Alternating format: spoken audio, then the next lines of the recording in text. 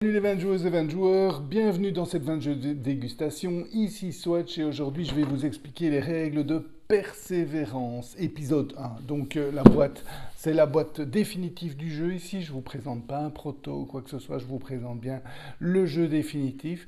Donc persévérance, épisode 1. Épisode 2. Dans cette vidéo, on va se concentrer sur l'épisode 1 et je reviendrai après avec l'épisode 2. Donc, Persévérance, c'est le dernier Mind Clash Games, un éditeur tchèque, si je ne me trompe, en tout cas, oui, des pays de l'Europe de l'Est, qui a fait des jeux fantastiques experts comme Trickerion, comme Anachronie. Donc, ici, je vais pas vous citer les 5 auteurs du jeu, vous pourrez aller voir ça sur la fiche du jeu, mais donc 5 auteurs bien connus, dont David Turski, et donc un nouveau jeu expert qui a la particularité ici d'être dans une boîte épisode 1, épisode 2, c'est-à-dire avec deux jeux dans une seule boîte. Donc deux jeux différents qui se basent sur le même thème et sur la même mécanique, mais qui sont quand même complètement différents, avec du matériel différent, un plateau différent, des plateaux joueurs différents, etc. Une partie du matériel commun, des dés, des choses comme ça, mais quand même deux jeux complètement différents. Donc c'est la particularité de épisode 1, épisode 2. On voit ici l'épisode 1 qui est légèrement plus simple que l'épisode 2, mais qui reste quand même assez profond et complexe. Donc ce n'est pas un jeu intermédiaire, ça reste même l'épisode 1 reste un jeu expert, un jeu qui est long, qui dure plus de 2 heures, un jeu dont l'explication des règles prend un certain temps. Donc voilà, un très bon jeu. Le thème vous êtes des naufragés avec votre bateau, vous sortez d'une tempête un peu spéciale et vous échouez sur une île inconnue et également un peu spéciale car vous remarquez très rapidement qu'elle est habitée par des bêtes énormes ressemblant étrangement à des dinosaures. Et ces dinosaures ne voient pas votre venue d'un bon oeil et donc veulent vous chasser et vous attaquer. Il va falloir vous défendre. Et donc vous arrivez sur cette île, vous allez construire des campements et également former des soldats pour vous défendre contre les attaques des dinosaures. Voilà pour le thème de l'épisode 1. L'épisode 2, vous arriverez un petit peu plus loin, vous allez réussir à bien vous protéger, à faire un mur pour éviter que les dinosaures viennent vous attaquer et vous allez tout doucement sympathiser avec ces belles petites bêtes, c'est-à-dire que en tout cas en tirer profit et quelquefois les amadouer pour pouvoir faire en sorte qu'elles vous aident. Donc voilà, et puis l'épisode 3 et 4, on ne sait pas encore, mais mon petit doigt me dit que ces bêtes vont être beaucoup plus intelligentes qu'on ne le pense et moi je ne sais pas très bien ce qui va se passer, mais ça peut être intéressant. Donc voilà, épisode 1, on va devoir se battre contre ces bébêtes, les tuer, se faire tuer, dans un jeu avec un peu de hasard, mais avec une variante sans hasard, donc ceux qui sont allergiques au hasard peuvent le faire sans hasard. Et voilà, un jeu que je vous présente tout de suite. Oui, peut-être un petit mot sur la boîte. La boîte est énorme, donc bon, il y a pire, hein. La boîte d'Anachronie Infinity Box est, je pense, encore plus grande, ou la boîte de Gloomhaven. Enfin, elle est déjà pas mal, elle est bien lourde. Et ici encore, j'ai la moitié du matériel, ou les 3 quarts du matériel sont déployés sur la table. Donc ici encore, mais elle a déjà son poids. Donc à noter aussi, ça c'est un petit peu dommage, que ici j'ai le Deluxe Pledge, oui, bon, personne n'est parfait. Et donc dans la boîte, il y a les éléments de la Deluxe et de la non Deluxe version, qui fait que on ne sait pas tout caser. Donc on laisse, enfin en tout cas moi ce que j'ai décidé de faire, c'est de laisser les plaques de carton non dépunchées avec les dinosaures en carton. Mais résultat, la boîte, c'est plus fermé. Donc ça c'est un petit peu dommage, je trouve. Ils auraient dû prévoir quelque chose qui puisse contenir et la version de luxe et la version... Parce que j'ai pas tellement envie de jeter ces cartons. Donc voilà. Enfin bon, si vous les jetez, alors tout rentrera bien dedans. Donc c'est à vous à voir ce que vous préférez. Voilà. Allons-y pour cette version épisode. Et voilà pour un jeu en cours, même en fin de partie, dans une version à 2 joueurs. Donc chaque joueur a son plateau personnel avec son personnage. Le personnage a certains indicateurs, son indicateur de force, de défense, les votes qu'il a pour lui, car oui, le jeu, ceci c'est en fait les points de victoire, ce sont les partisans. Et c'est votre objectif dans Persévérance, c'est d'avoir un maximum de partisans, un maximum de gens qui vous suivent, parce que vous voulez devenir le nouveau leader du groupe. Et donc vous avez 3 échelles, vous avez aussi les ressources de départ que vous recevez, et vous avez aussi un pouvoir particulier. Vous pouvez décider de jouer avec ou sans. Il est conseillé dans votre première partie de jouer sans, et ensuite vous pouvez, mais nous on a directement joué avec et c'était très chouette, donc vous pouvez y aller. Vous ne devez pas attendre vos suivantes parties pour jouer avec. Ce sont des petits pouvoirs qui vont un peu vous orienter, mais très légèrement. Donc ça c'est chouette aussi. Ça va pas vous faire une monostratégie bête et méchante. Donc ça reste du subtil. Alors, le jeu se joue en différentes manches en fonction du nombre de joueurs. Donc à 2 joueurs, il y a 2 manches. À 3 ou 4 joueurs, il y a 3 manches. Ça se voit sur le plateau que vous voyez là. C'est à la fin de la première manche, on fait ce décompte-ci, et à la fin de la deuxième manche, on fait ce décompte-là. Alors, qu'est-ce que c'est une manche? En fait, on va prendre tous les dés. On va les jeter dans... ça c'est dans la version de luxe, on a un petit truc pour les dés. Donc on va tous les jeter là, et puis c'est un draft de dés. Donc chacun à son tour va prendre un dé, va le placer sur une des cases action et va réaliser l'action. Ensuite, il va pouvoir faire une action secondaire, puis terminer le tour automatiquement par quelques petites choses, et puis c'est au joueur suivant. Un joueur suivant prend un dé, le place, fait l'action de ce dé, fait une action secondaire, termine son tour, etc. Et alors il y a 2 événements qui peuvent arrêter cette routine, je dirais. Le premier, c'est quand les dinosaures attaquent. Donc, en fait, quand vous allez placer votre dé sur un endroit, directement vous faites du bruit. Donc vous allez faire une action, mais vous allez faire du bruit sur l'île. Et vous allez attirer des dinosaures. Et donc ici, vous attirez un dinosaure bleu, ce sont les gros comme ça, et vous le placez sur le premier emplacement libre. Donc vous voyez, ici, comme ça, vous devez suivre les flèches et remplir progressivement. Et quand les dinosaures ont rempli tous les espaces libres, en sachant que au début du jeu, il y a des espaces cachés comme ceci.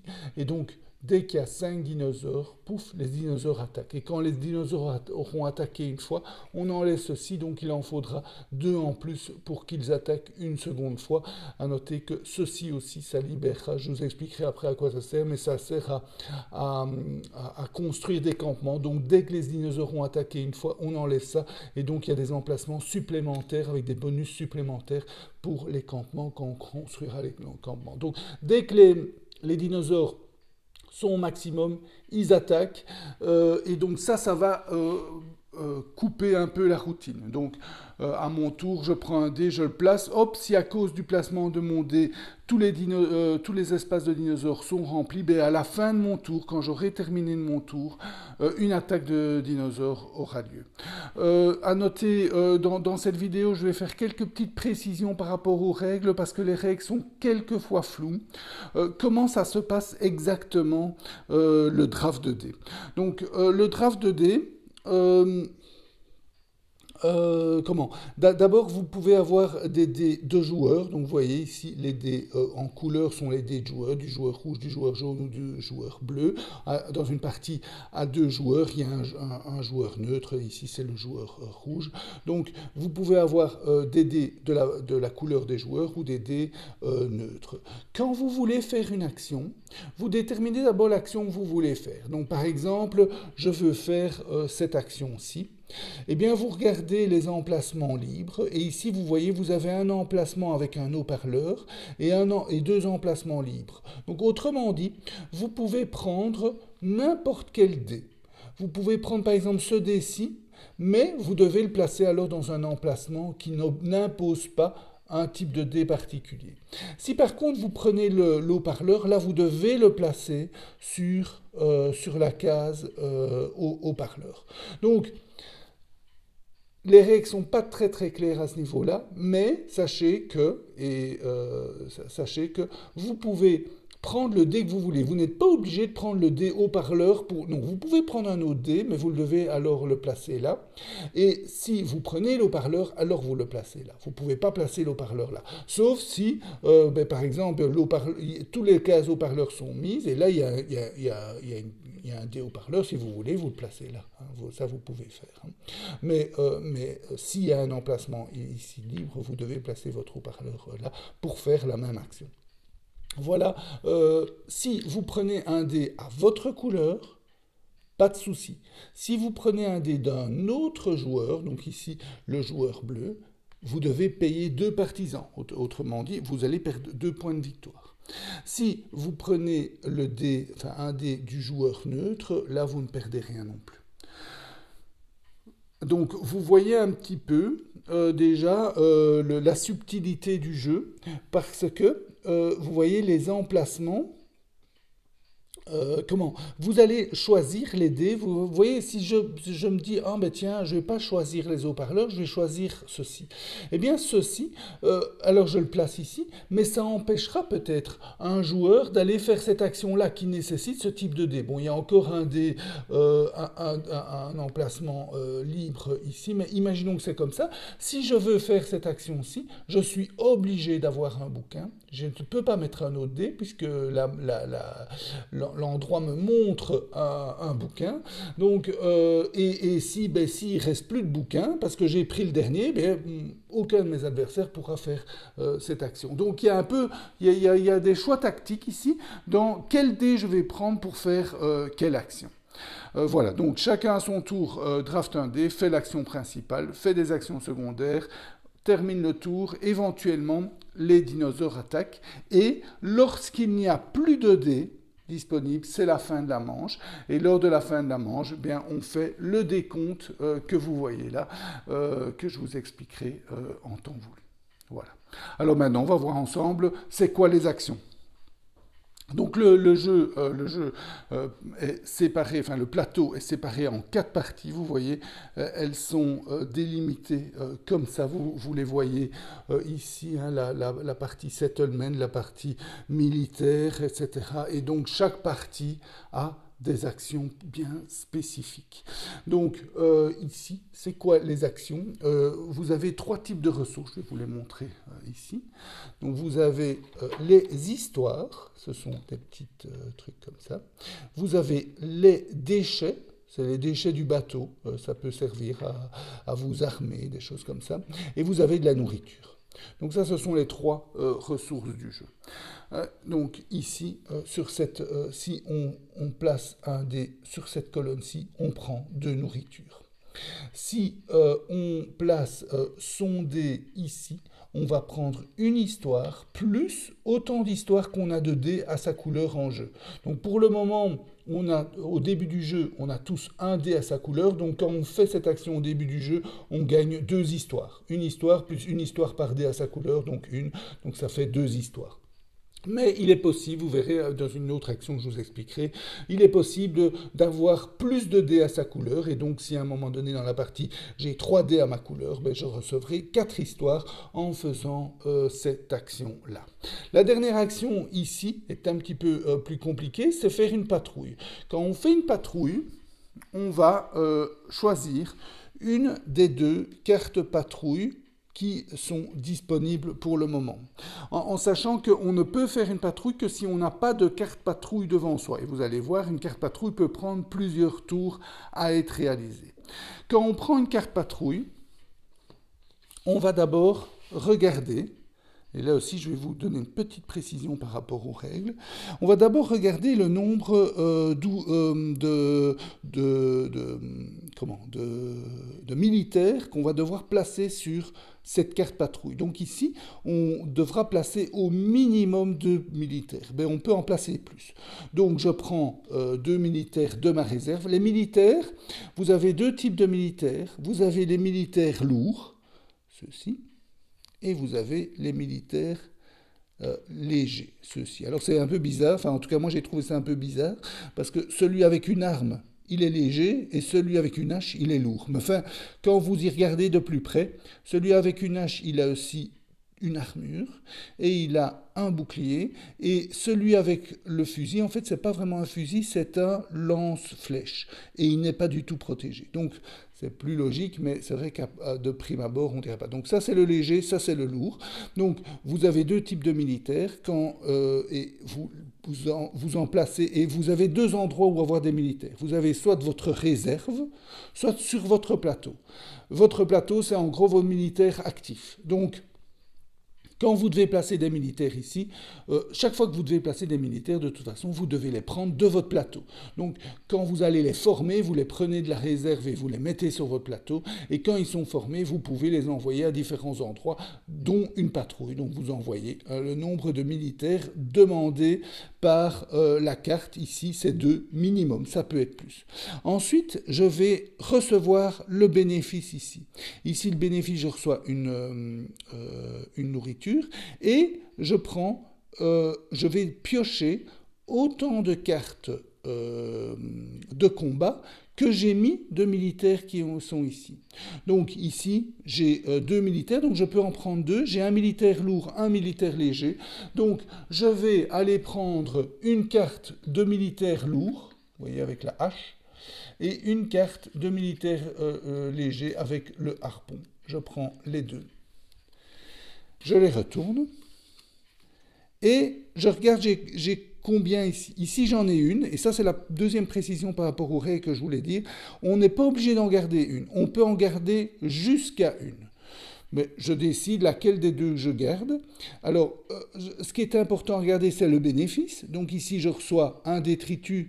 Je reçois ici une défense et une attaque. Et là, juste une défense. Donc une défense et une attaque, c'est que je vais augmenter. Alors à noter que c'est voilà, un tout petit défaut du jeu, mais c'est super parce que ce sont des jetons en métaux. Donc c'est très beau, mais c'est pas facile à manipuler. Donc, vous voyez, j'arrive même pas. Enfin, bon, je vais pas le faire, mais bon, voilà. Je vais essayer celui-ci. Ah voilà, j'ai réussi à l'enlever. Donc, je l'augmente de 1. Et là aussi, éventuellement. Donc, je choisis le bénéfice que je veux. Et je vais regarder le danger qu'il y a là. Alors, je me dis, bah, c'est le même danger, là j'ai plus de bénéfices, donc je vais garder cette carte-là. Je peux n'en garder aucune, hein, ça c'est la précision par rapport aux règles, je peux en garder jusqu'à le nombre qui est indiqué ici. Ici il est indiqué 1, donc je peux en garder une maximum. Bon, ici je décide de garder celle-là, j'enlève l'autre, et je reçois tout de suite le bénéfice. Et je résous le jet de menace. Donc ici, je prends le dé de menace, qui est 1, 2, 3, 4, 5, 6, tout simplement. Je le jette et on va voir sur quoi il va tomber, sur 1. Donc, si je fais en dessous que ce chiffre-là, je perds un militaire. Ici, j'ai gardé la carte lourde, donc je perds le militaire lourd, il meurt dans le combat, et il s'en va dans ma réserve générale. Si je fais égal ou plus grand, donc 4, 5 ou 6, là, j'aurai réussi mon épreuve. Et voilà, c'est fini. À la fin de mon tour, ça je fais à la fin de mon tour. Hein. Donc quand je prends, et c'est ça que je vous disais, les actions de fin de tour, je prends un dé, je fais mon action principale. Mon action principale ici, c'était de prendre une des deux cartes patrouille, l'autre est remplacée. Puis je fais mon action secondaire. Puis, à la fin de mon tour, je réalise ma patrouille.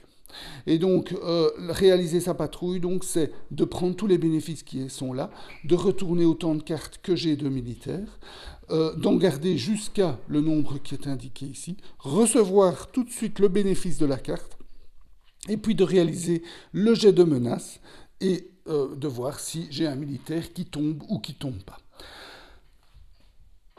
À noter qu'il y a deux types de cartes patrouille. Il y a les cartes patrouille à une étape et il y a les cartes patrouille à la fin de mon tour. De toute façon, je récupère, je le remets dans ma réserve à moi, enfin sur mon plateau joueur, et je garde la carte pour dire que j'ai réussi une patrouille. Ça peut servir pour certains points de victoire, vous allez le voir après. La deuxième type de carte patrouille que je peux prendre, c'est une carte patrouille comme ici, à deux étapes. Vous voyez ici à deux étapes. Donc quand il y a deux étapes, ben, même chose, je mets le nombre minimum de militaires qui est indiqué ici. Attention, je les prends de mon plateau personnel. Ici, si j'en ai que 2, je ne peux pas faire cette action puisqu'il m'en faut au minimum 5. Imaginons que j'en ai 5 et que je mette les 5 dessus. Ensuite, je mets mon jeton de patrouille ici parce que je suis à la première étape. À la fin de mon tour, je réalise ceci. Donc je gagne immédiatement un détritus, un déchet et une histoire.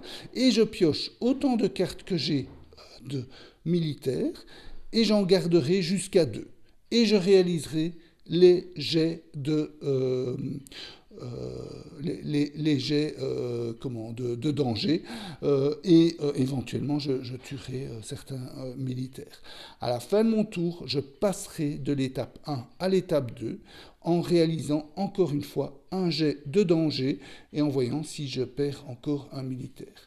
Si je perds mon dernier militaire, c'est fini, ma patrouille est finie, j'ai raté. Enfin, j'ai quand même gagné tout ceci, tout le bénéfice qui est ici, le bénéfice des cartes que j'aurais gardé, mais je ne passerai pas à l'étape 2.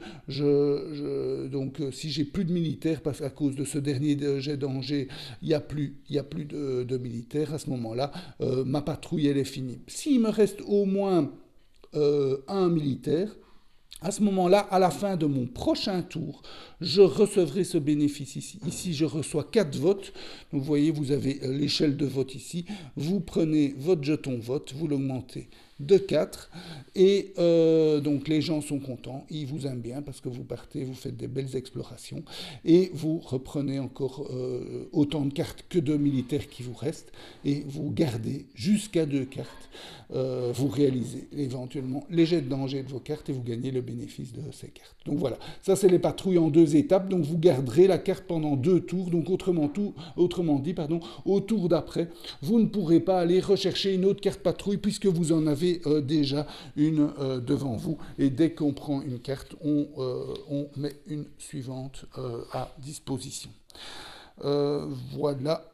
Oui, alors peut-être un mot pour les... Vous verrez dans le jeu, il y a pas mal de jets de dés. Vous voyez par exemple ici le jet de danger. Il y a d'autres jets de dés qui arrivent quand vous... par exemple... Il y a d'autres aléas dans le jeu, à part donc pour les patrouilles. Vous pouvez aussi avoir l'occasion de jeter le dé en fait à chaque tour. Lorsque vous placez un dé sur un emplacement de dé, donc tous les emplacements de dés, vous voyez, ont des symboles de dinosaures. Soit des symboles de dinosaures déterministes. Donc là, ça veut dire que c'est un gros dinosaure bleu. Sinon, le petit vert, c'est un raptor, mais des fois, il y a un dé. Quand il y a un dé, ça veut dire que vous prenez le dé dinosaure, vous le lancez, vous regardez le ou les dinosaures qui apparaissent. Bon, en général, c'est le, mais ça peut être les, vous voyez. Et vous les placez sur, ben, si vous, par exemple, vous avez placé votre dé d'action sur cette colonne d'action-là, vous allez placer le dinosaure correspondant sur la prochaine case. Hein. Donc vous suivez les flèches, non pardon, c'est comme ça, vous suivez les flèches pour placer le dinosaure suivant. Donc là aussi, il y a un dé. À noter que quand on revient sur la case d'action, donc vous voyez, il y a des fois des dinosaures bien spécifiques, des fois c'est le dé, et vous voyez que le dé, il peut être jaune ou blanc. En fait, il y a le système de zone qui devient dangereuse. C'est-à-dire que quand vous devez placer un dinosaure sur une zone, vous le placez sur la prochaine case. Quand tout est rempli, il y a une attaque de dinosaures qui se passe. Je vais revenir par la suite comment se passe cette attaque exactement. Mais après l'attaque, on va retirer cette tuile et retirer cette tuile, ce qui va ouvrir des nouvelles possibilités. Ici, j'y reviendrai par la suite. Mais ici, qui va faire que pour qu'il y ait une nouvelle attaque de dinosaures sur cette zone, les dinosaures devront remplir plus de cases. Et donc, c'est une zone qui devient plus dangereuse. Et quand une zone est plus dangereuse, quand on est amené à devoir jeter un dé, on ne jette plus le dé blanc, mais on jette le gros dé jaune. Ici. Et donc vous voyez que, oula, boum, que sur les faces, ben, il peut y avoir de ça, mais il peut aller jusqu'à 3 dinosaures. Donc les faces sont plus méchantes, ça se remplit plus vite, les dinosaures viennent plus rapidement quand c'est une zone dangereuse. Donc vous voyez, il y a différents jets de dés, il y en a encore d'autres, j'y reviendrai lorsque j'expliquerai les actions. À noter que le jeu propose, et ça c'est assez unique, je pense que j'ai jamais vu ça dans un jeu, propose une version déterministe. Donc il y a une variante qui permet d'y jouer sans aucun jet de dés. Et à chaque fois que vous allez devoir jeter des dés, vous allez en fait, un petit peu comme dans Descendance, faire tourner un marqueur le long d'un cercle, et quand il passe une certaine étape, bouf, vous tuez un de vos soldats.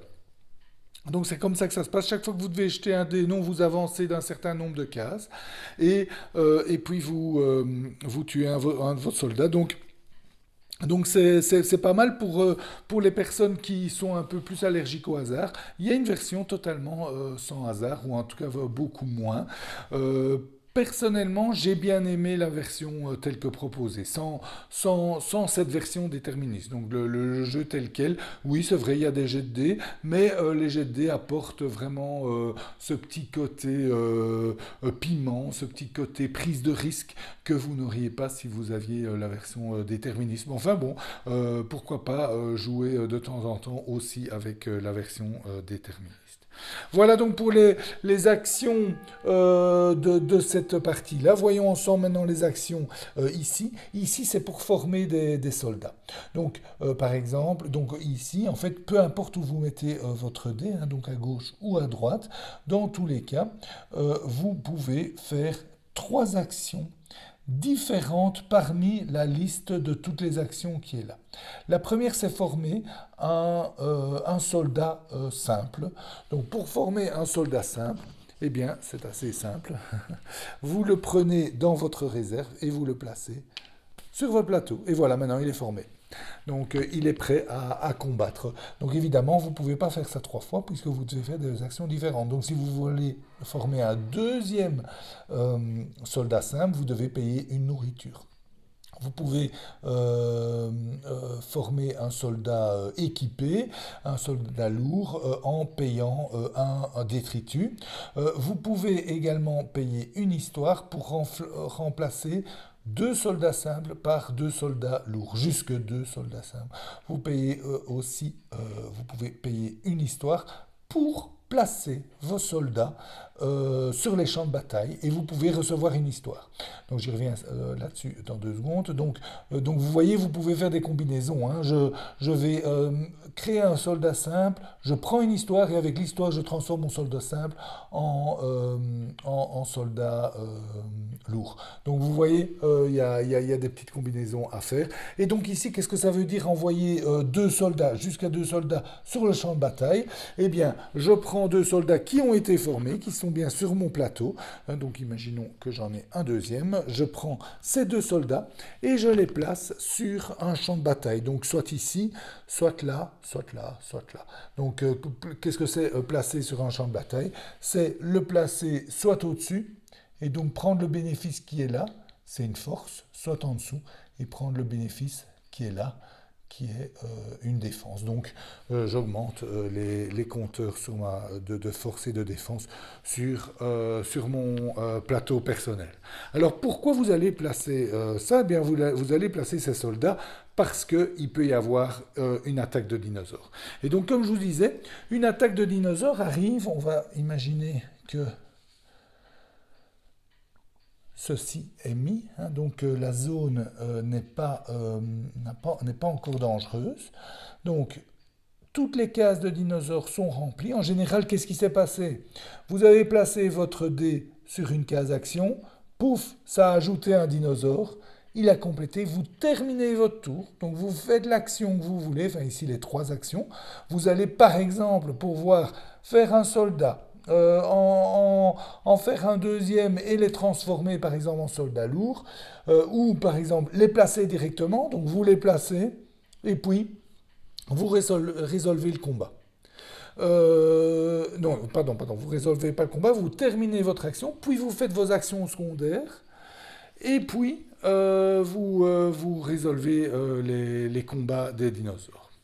Alors les combats des dinosaures sont assez simples. Ils sont expliqués sur votre fiche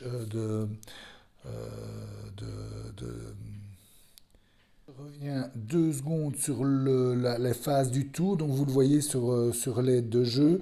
Vous voyez, d'abord je place un des spécialistes, je place les dinos, éventuellement ça va déclencher une attaque de dinos, je résous l'effet de mon spécialiste, je fais mon action secondaire, et puis je termine par l'étape de patrouille, et puis je fais une attaque de dino si jamais toutes les cases sont libres. Donc c'est vraiment à la toute fin du jeu. Et les attaques de dino sont expliquées ici. D'abord on regarde les pièges, puis les murs, puis le combat.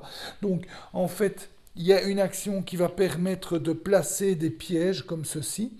On les place avant que le dino soit mis, donc on prend un petit risque. Hein. Est-ce que ce sera un dino comment sera le dino? Pourquoi? Parce que quand on résout l'étape de piège, on retourne le piège et on regarde le type de dino qui est dessus.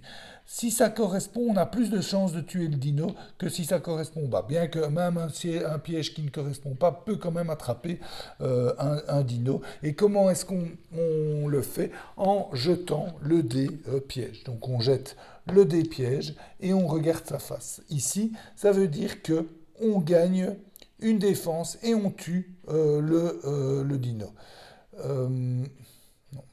Pardon, ça c'est pas le... Pardon, je me suis trompé, ça c'est le dé mur. Je reviens, donc je cherche le dé de combat. Voilà le fameux dé piège, on le jette et en fonction du résultat, on regarde. Donc vous voyez par exemple ici, je tue le dino et je gagne 2 partisans, donc 2 points de victoire. Ici, si le piège correspond, je tue le dino et je gagne 4 partisans. Mais si le piège ne correspond pas, ben, je n'ai pas tué le dino. Ici, je vous l'ai dit, là, je gagne 3 points, 3 partisans et je tue le dino, mais à condition que le piège corresponde. Ici, je tue le dino et je prends 2. Et là, je ne tue pas le dino, mais je gagne quand même 2 partisans. Voilà. Donc, il y a une prise de risque. Évidemment, il y a quelques faces qui vous permet de tuer le dino si le piège correspond. Donc, si votre piège correspond au type de dino, vous aurez plus de chances d'abattre d'abattre le dinosaure ou pas, hein. Donc, on exécute d'abord les sièges, puis on exécute les murs. Attention, une petite errata par rapport aux règles, en tout cas une précision, c'est que les murs ne font effet que s'il y a un dino en face d'eux. Donc s'il n'y a pas de dino, on ne jette même pas le dé mur. Le mur ne fait pas effet. Donc ici, il y a un mur, il y a un dino. Donc on va jeter le dé mur, c'est celui-là. Et en fonction du résultat, vous voyez, vous pouvez gagner un défense et tuer le dino. Vous pouvez gagner juste une défense sans tuer le dino, gagner un partisan sans tuer le dino. Donc voilà les différentes possibilités de ce dé-là. Et ensuite, on résout le combat en lui-même. Alors, chaque soldat lourd va tuer deux dinos. Donc, il tue les deux dinos. Pouf, pouf. Le soldat lourd, là, tue deux dinos, mais il n'y en a qu'un en face de lui. Donc, il tue vraiment en face d'eux. Et le soldat léger, lui, en tue qu'un seul. S'il y en avait eu un deuxième en deuxième ligne, il aurait pu tuer le deuxième. Mais il n'y a pas. Donc, quand il reste, donc d'abord, les dinos ne se laissent pas faire. Ceux-là, ils sont quand même sympas. Ils broutent de l'herbe, ils ne savent pas répliquer. Par contre, les raptors, eux, ils tuent l'adversaire. Donc, le soldat lourd est mort aussi. Euh, en sachant que vous pouvez mettre des soldats lourds, des soldats légers, mais vous pouvez aussi mettre votre personnage en combattant. Il combat comme un soldat lourd, à part que lui ne peut jamais être blessé. Donc ça c'est la différence. Si vous aviez mis votre personnage là, il aurait tué les deux raptors, mais n'aurait pas été tué, tandis que le soldat lourd, lui il l'est. Donc vous résolvez d'abord ça, et s'il reste des dinos, là, par exemple, il reste un dino comme ceci. Ce sont les dinos qui vont, c'est les tremplers, ils vont attaquer le village. Et ils vont écraser la première tente qu'ils voient sur leur passage. Donc ici, il y a trois tentes. Eh bien, la première est détruite. Et voilà, ça, c'est l'œuvre du trampler. Tout le reste est mort, donc s'il y avait eu un second trampler, même chose, il aurait pris la suivante tente, etc. S'il y avait eu des raptors encore vivants, eux, c'est un peu différent, et là aussi c'est une précision par rapport aux règles qui ne sont pas claires à ce niveau-là. Les raptors, eux, ils ne détruisent pas les tentes. Eux, ils font perdre aux propriétaires, donc ils mangent en fait les hommes à l'intérieur. Donc ils font perdre des voix aux propriétaires, qui perdent des partisans, donc des points de victoire. Donc 2 points de victoire quand un raptor passe, par tente qu'il attaque. Donc le premier raptor va attaquer la première tente, le deuxième raptor, s'il passe, il va attaquer la deuxième tente. À noter que le joueur qui a initié le combat perd 2 points de victoire, donc 2 partisans, par dinosaures qui sont passés. Donc il faut quand même être prudent. Il faut, vous allez en général, vous allez essayer d'occasionner une attaque de dinosaures sur des endroits où il y a beaucoup de tentes adverses. Comme ça, toutes ces tentes vont y passer si jamais vous n'avez pas assez défendu. Mais si c'est le cas, vous allez perdre pas mal de points de victoire et de partisans. Donc il faut trouver le juste équilibre entre se dire ok, je vais occasionner une attaque de dinos comme ça, ils vont perdre leur tente, mais tout en n'en laissant pas trop passer, parce que si vous en laissez trop passer, si imaginons ici il n'y en avait aucun, vous laissez tout passer, vous perdez 10 points de victoire, ça peut vous faire perdre la partie. En sachant qu'une partie se joue aux alentours de 120 points, donc 10 points de victoire, ça fait plus ou moins 10%, ça peut compter. Donc voilà pour l'attaque des dinos. Donc d'où l'intérêt d'aller de faire cette action, d'aller placer des soldats pour pouvoir combattre. Parce que oui, l'attaque des dinos n'est pas terminée, ensuite vous allez gagner quand même des choses. Et en fait, on va regarder le nombre d'unités que vous avez sur le champ de bataille. Donc chaque soldat c'est une unité, chaque piège c'est une unité et chaque mur c'est une unité. Et en fonction de votre nombre d'unités que vous avez mis, vous savez le nombre de choses que vous allez pouvoir gagner. Donc là si vous avez 4 unités, vous allez gagner 3 3 fois quelque chose, 2 fois, 4 fois, etc. Chaque joueur qui est impliqué dans le combat va avoir donc un certain nombre de bénéfices selon l'investissement qu'ils ont mis dedans. Alors en début de partie, on va mettre ces jetons-là au hasard. Et donc ces jetons-là au hasard, ça veut dire que ces bénéfices-là, ça ce sont la liste des 8 bénéfices que vous pouvez obtenir en fonction de votre investissement. Donc imaginons que vous avez mis 4 unités, eh bien ça veut dire que vous pouvez prendre 3 bénéfices parmi la liste des 8. Sauf, ces jetons, je vous dis, ont été mis en début de partie, eh bien au hasard, donc ça variera de partie en partie. S'il y a eu une attaque de dinos qui a réussi, c'est-à-dire que les dinos ont pu rentrer dans le village et abattre des cahutes, ou en tout cas tuer des partisans, enfin peu importe qu'il y ait eu un ou l'autre dino qui soit passé, eh bien on ne peut pas choisir ces bénéfices-là, on ne peut choisir que ces bénéfices-là. Donc ça c'est la particularité de ces jetons-là. Et c'est quoi ces bénéfices? Donc si j'en ai fait 4, je peux avoir 3 bénéfices différents. Mais ici, je peux diminuer ma force de 3, et pour chaque dino trampler que j'ai abattu, je gagne un partisan, donc un point de victoire, et chaque raptor que j'ai abattu, je gagne 2 points de victoire. Ici, et je peux faire ça, ah oui, on regarde aussi celui qui est le premier. Donc si par exemple le joueur jaune, vous voyez ici, il a 4 et le joueur rouge avait mis un piège, imaginons, hein, le joueur bleu avait mis un piège, donc lui il a 1, hop, voilà, un piège bleu. C'est le joueur jaune qui est majoritaire, donc lui il a le droit à faire 2 fois un des bénéfices qui est là. Donc s'il veut, il diminue de 6, et pour chaque trampler et raptor qu'il a gagné, il gagne tous ses points de victoire là. C'est pas mal, hein, le premier est pas mal du tout. Ici, vous pouvez diminuer de 1 sur votre défense pour gagner la ressource donnée par l'endroit où vous avez combattu. Donc vous voyez ici, vous pouvez gagner un soldat léger, là une nourriture, etc. Donc là une histoire, et là un débris. Donc vous pouvez gagner des bénéfices en diminuant une défense. Là vous diminuez une défense et une force pour chaque soldat léger qui est mort, et chaque soldat lourd qui est mort, gagnez autant de points de victoire, chacun des vôtres. Hein. Ici vous diminuez de 2 et vous allez gagner un point de victoire pour chacune de vos cahutes sur la zone, et chaque dé a votre couleur. Là vous allez gagner en fonction des murs que vous avez placés. Là vous allez gagner 5 points tout simplement. Là vous allez pouvoir reprendre votre héros, donc votre personnage.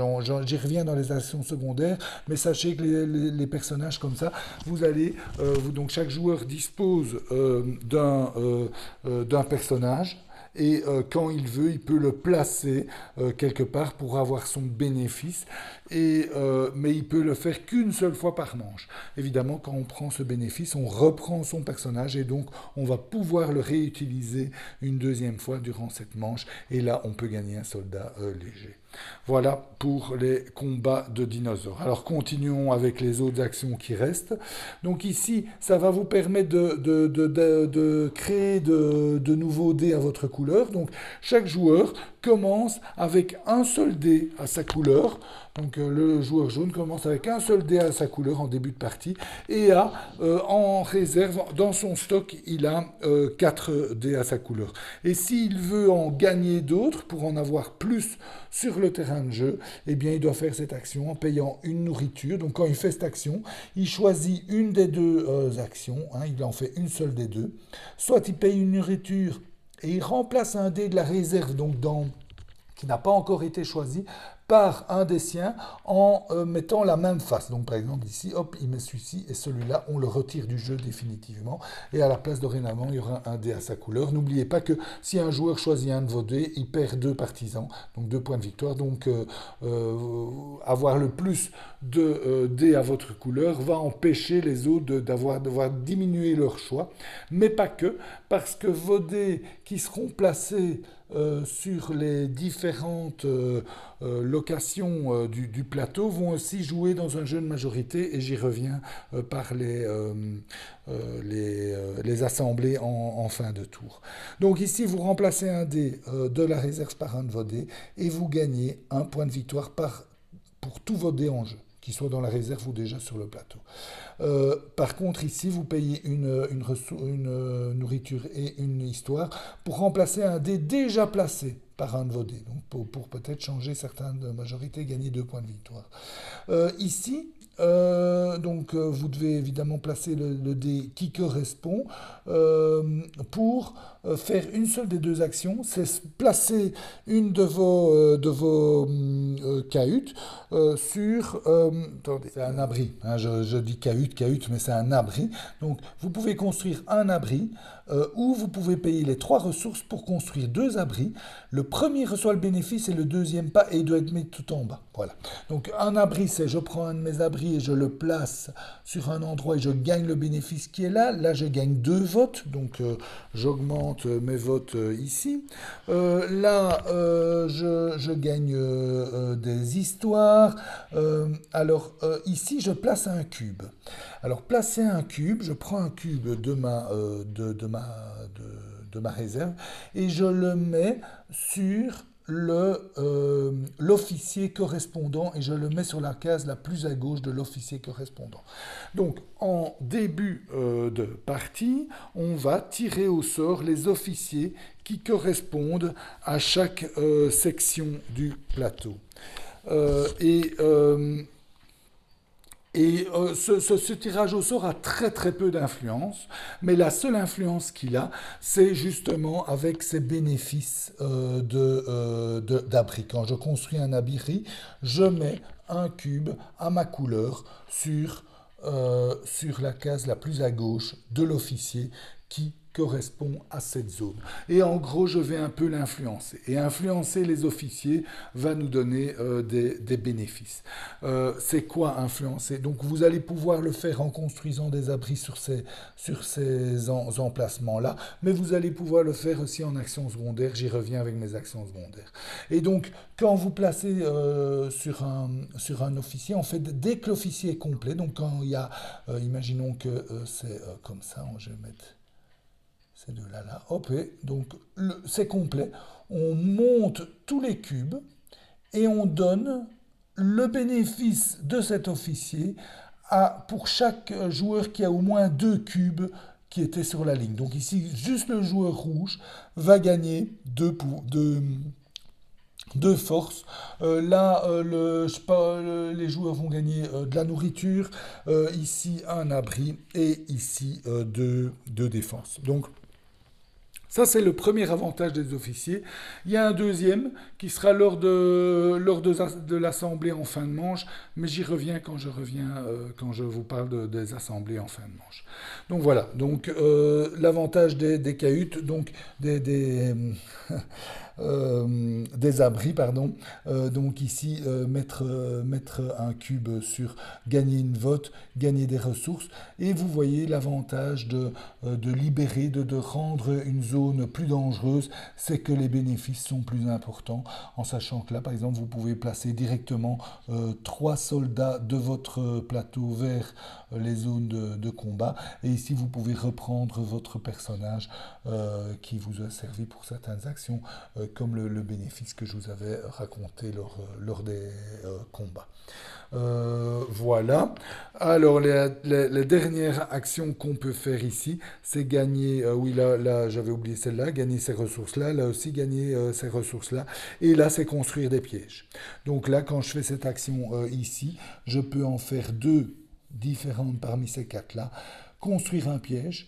Quand je construis un piège, je dois le mettre sur une case vide. Je ne peux pas le mettre où il y a déjà un dinosaure. Donc, je vais choisir secrètement le type de piège que je veux placer. Je veux avoir un trampleur.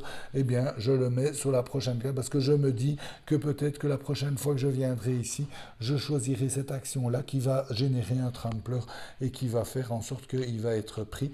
Donc voilà. Donc, on doit un peu planifier pour mettre pour être sûr que pour être sûr, on n'est jamais sûr puisqu'il y a des jets de dés, mais pour avoir plus de certitude sur le fait que son piège va fonctionner ou pas. À noter aussi une chose que je n'ai pas mentionnée, c'est que quand on place son dé pour faire une action, on exécute ceci de haut en bas. Donc d'abord on place un trampler et puis on jette le dé. Donc quand c'est comme ça, c'est d'abord le trampler et puis le raptor. Donc voilà, donc je place un dé sur un lieu vide, là je paye une nourriture pour placer un dé et augmenter un point de force, là je peux mettre un mur, et là je peux mettre un mur et gagner deux points de partisan. Voilà, j'ai expliqué toutes les actions. Revenons sur le schéma de fin de tour. Donc, vous pouvez en plus réaliser une des actions secondaires qui se trouvent là. La première action, c'est influencer un officier. Donc, c'est mettre un petit cube sur un officier. Vous pouvez en mettre un cube gratuitement. Si vous voulez en mettre deux en une fois, vous devez payer deux histoires et vous devez payer 4 histoires si vous voulez en placer 3 en une fois. Évidemment, ça va jouer parce que les joueurs vont se battre pour avoir la majorité de cubes sur chaque carte parce que celui qui a la majorité va gagner des points de victoire ici. Donc, placer un petit cube, c'est gratuit, c'est sympa, mais quelquefois, vous allez devoir payer peut-être un peu plus de ressources pour prendre un avantage plus conséquent par rapport à vos adversaires. Donc ça, c'est la première action secondaire. La deuxième action secondaire, c'est placer votre leader. Donc placer votre leader, c'est celui-ci, à condition qu'il n'a pas déjà été placé durant cette manche. Donc une manche, elle se termine quand tous les dés ont été choisis, donc quand il n'y a plus d'action à faire. Donc tant que c'est la manche et que vous n'avez pas encore placé votre leader, vous pouvez le placer. Vous pouvez le placer où? Vous pouvez le placer sur une zone de combat, et là je vous ai expliqué comment il combat comme un soldat lourd, mais il ne peut pas être blessé. Vous pouvez le placer sur une zone comme ceci. Et donc là, vous voyez, chaque action a une zone comme ceci. Donc si tous les dés sont pris et que vous voulez absolument réaliser une action comme ça, eh bien ça, c'est une chouette solution. Donc vous placez votre leader là et ça vous permet de faire une des actions qui se trouvent là dans les 3 cadres. Ici, c'est juste 3 fois ces actions-là, etc.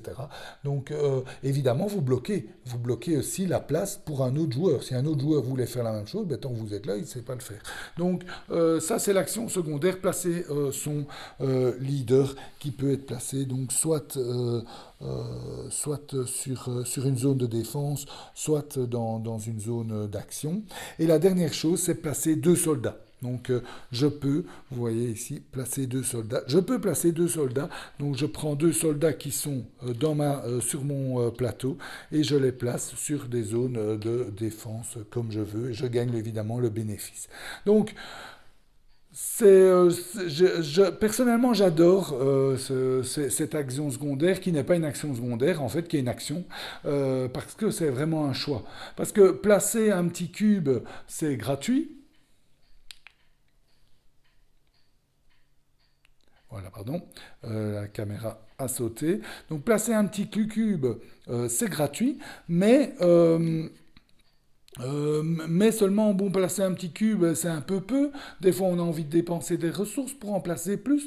Et puis, placer son leader, c'est intéressant. Placer deux soldats sur une zone de défense, ben, ça nous permet d'éviter de devoir faire cette action-là. Donc voilà, donc ça donne des choix vraiment intéressants. Ensuite, on réalise, donc voilà, on regarde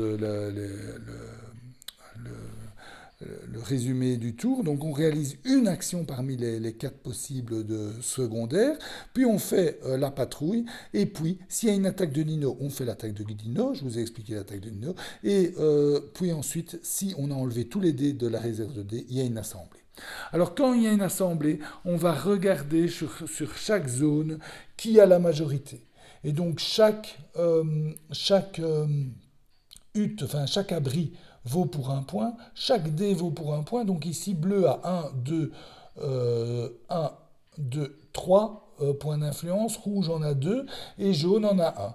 Donc bleu est premier, quand le premier, il va prendre la tuile de la région en question et va les mettre devant soi.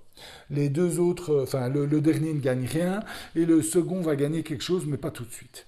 En cas d'égalité, eh bien, les joueurs reçoivent un des deux bonus. En fait, ce qui se passe, c'est que cette huile-là, elle donne soit une ressource 2 fois, soit des votes. Les votes, c'est super important. Donc, en général, les joueurs vont prendre des votes. Et donc, en cas d'égalité, les joueurs prennent la moitié des votes qui sont là. Donc, c'est quoi la moitié des votes? C'est quoi les votes? En fait, les votes, c'est toujours la même chose. C'est voilà, pardon. C'est 2 votes plus un vote par abri qui se trouve encore là. Donc, ici, c'est 1, 2, 3, 4. Donc, la zone vaut 4 votes. Celle-ci aussi. Celle-ci, par exemple, elle vaut 1, 2, 3, 4, 5, 6 votes. Donc, c'est 2 votes plus le nombre d'abris. Il y en a 4, ça fait 6 votes. Donc, en cas d'égalité, les joueurs prennent la moitié des votes arrondis à l'inférieur. Ceux qui sont à égalité pour la première place. Et la deuxième place ne gagne rien. Donc, si par contre c'est un seul joueur à la première place, il prend simplement cette tuile-là. Et on fait la même chose pour toutes les tuiles. Et puis ensuite, tous les joueurs vont mettre leur tuile face cachée, avec un S, ça peut être plusieurs, la révéler pour montrer quel bénéfice il prend. S'il prend les ressources, eh bien le second, le joueur en deuxième position, prend la moitié des votes. S'il prend les votes, le joueur en seconde ou la joueuse en seconde position prend la moitié des ressources. C'est comme ça que ça va. On comptabilise les votes sur son jeton vote et puis on va aller regarder les majorités. Donc ici vous voyez avec un jeu à 2 joueurs, donc il y a un joueur neutre qui va jouer avec ça, donc qui va aussi apporter, qui va aussi peut-être gagner des votes, etc. Donc, et le joueur qui a le plus de votes, ben, si c'est la fin de la première manche, il gagne 17 partisans et le deuxième 5, et à la fin de la seconde manche, il gagne 21 et le deuxième 6. C'est beaucoup de points. Ça, je dirais que pour moi, c'est un petit bémol au jeu, un petit défaut, c'est-à-dire que c'est vraiment beaucoup de points. Dans une partie à 2 joueurs, prendre de l'avance comme ça, 12 points au premier tour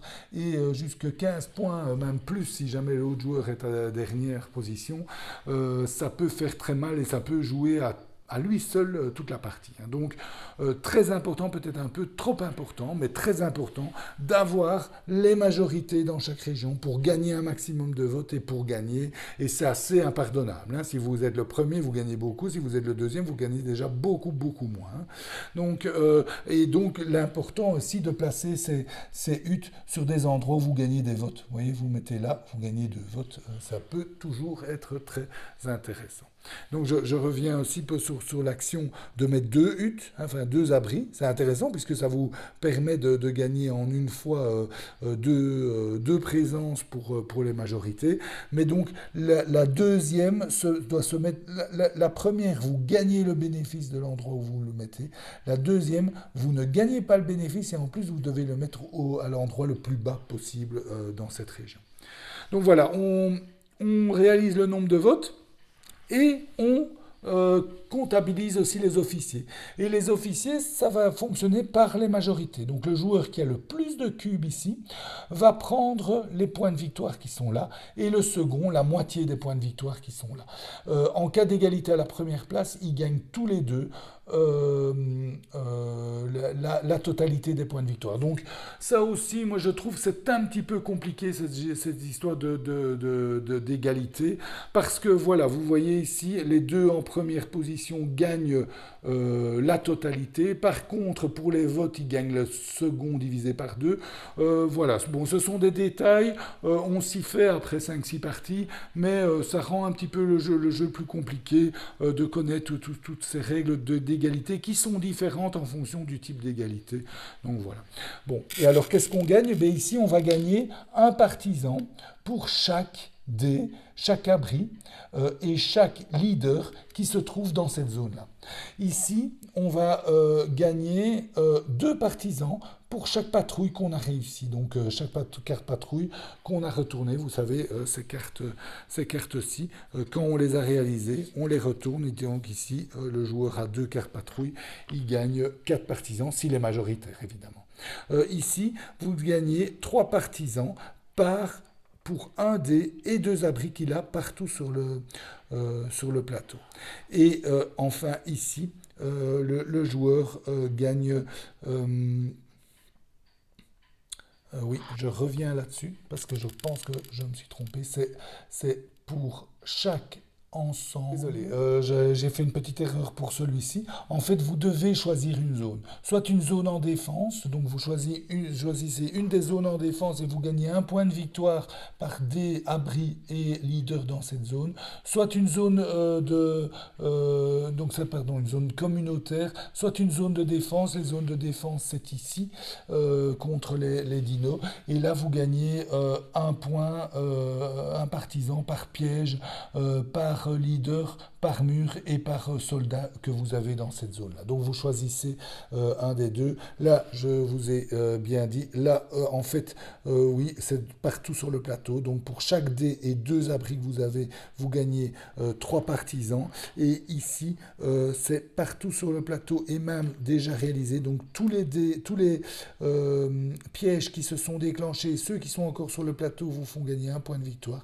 Et tous les murs que vous avez construits vous font gagner 1 point de victoire. Et ça, c'est la fin d'une manche. Et puis, on refait une deuxième manche. Donc, on reprend tous les dés, on les rejette. Éventuellement, ça dépend du nombre de joueurs, mais il y a des fois, on ajoute des dés. Ici, on ajoute 2 dés neutres pour la deuxième manche. Dans les dés à jeter, on les jette. Et puis, on continue la partie. Le joueur suivant, qui est à jouer, va prendre un dé et va faire une action principale, une action secondaire, générer les dinos, etc. Faire des attaques de dinos et éventuellement réaliser une patrouille.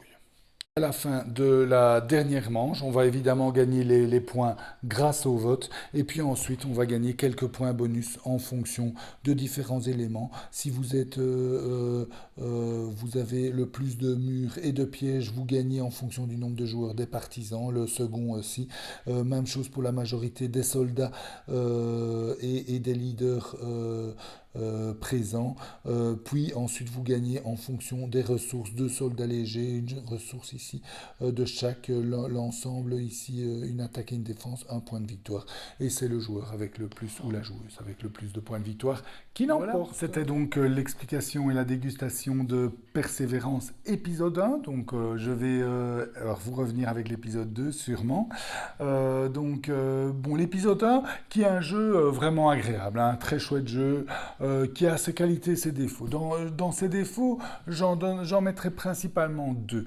Le premier, c'est ce que je vous ai expliqué avec les points de majorité en fin de manche.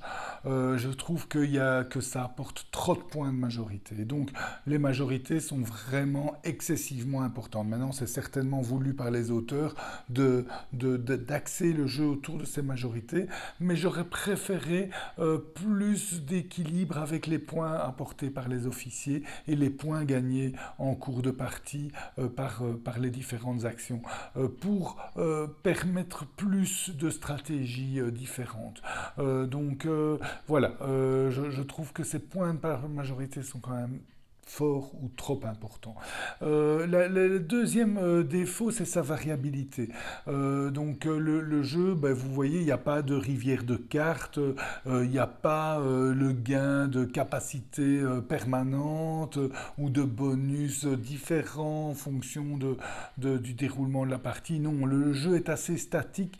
Chaque partie va un peu se ressembler, je dirais, bien que bon, la variabilité est quand même là, elle est apportée par l'interaction entre les joueurs, qui est assez forte, puisqu'on va se battre pour les emplacements, on va se battre pour les majorités, on va se battre contre les dinosaures, essayer d'encourager les dinosaures à attaquer les abris adverses, donc pas mal d'interactions, et ça va évidemment créer une certaine variabilité, et aussi les différentes façons de scorer, même si certaines sont plus intéressantes que d'autres, je dirais, il y a quand même de multiples façons de scorer, de gagner des points de victoire, par tous ces officiers, par les actions, par les ressources qu'on a à la fin, etc. Donc pas mal de points, de façons différentes de gagner des points de victoire, et donc d'orientation de jeu, je dirais de stratégie de jeu, de s'orienter vers l'un ou l'autre, en sachant aussi que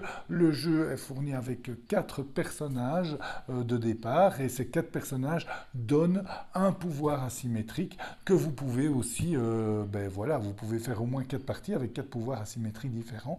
Donc il y a quand même pas mal, il y a quand même une certaine variabilité. Donc j'aurais aimé un peu plus, mais voilà, il y en a pas mal dans les points de victoire et dans les différentes façons de jouer au jeu. J'ai bien aimé aussi le système de dés, donc ces dés, ce draft de dés avec les faces qui correspondent aux actions qu'on peut placer sur les cases actions ou sur des cases vides, et donc le choix du dé qui va influencer sur les autres, bien qu'on est plutôt dans cette phase-là plus orienté sur soi et moins sur les autres, car on ne sait pas exactement ce qu'ils veulent faire, mais quand même ce draft de dés qui apporte un élément supplémentaire est sympa, avec la possibilité évidemment d'ajouter des dés à sa propre couleur, donc c'est sympa. Le fait unique de pouvoir y jouer avec ou sans hasard est assez bluffant, et ça marche bien, les deux marchent bien. Et enfin, la dernière chose, et pas des moindres, c'est le thème, hein. Donc là, ils ont fait pour moi très très fort Man Clash Game, parce que ce thème est extrêmement bien représenté, où on va construire des abris pour sauver les personnes. Ces personnes vont donc plus facilement voter pour vous, ça va plaire aux officiers qui sont responsables de chaque zone, donc plus ces dinosaures qui progressivement ont fait du bruit, on les dérange, viennent voir ce qui se passe finalement, quand on en fait trop, viennent vous attaquer, vos soldats qui les défendent, donc tout ça est très très thématique, se voit bien évidemment avec un matériel somptueux, donc voilà. Dans l'ensemble, un très très chouette jeu que j'ai vraiment bien aimé à jouer, et qui en plus est fourni avec un second jeu sur lequel on va revenir, plus un mode campagne et Legacy, donc il y a du matos, c'est pas pour rien que c'est aussi grand. C'était la dégustation de Persévérance. J'espère qu'elle vous a goûté. Je vous souhaite de bien vous amuser. Santé. Et si vous avez aimé, n'hésitez pas à vous abonner à la chaîne. À bientôt.